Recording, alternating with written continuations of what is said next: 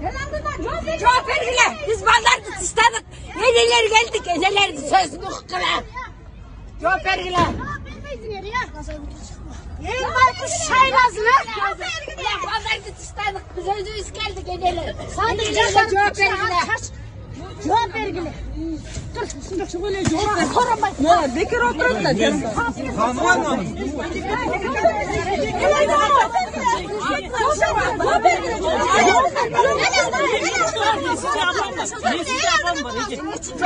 Benim torunum hemen aparacı olmuyorsun istemeyecek.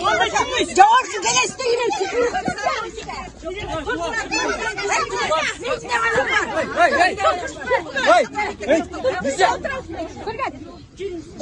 Bunlar Satronik'ten iyi. Ay Satronik. Eceli. İzmini içiyorum.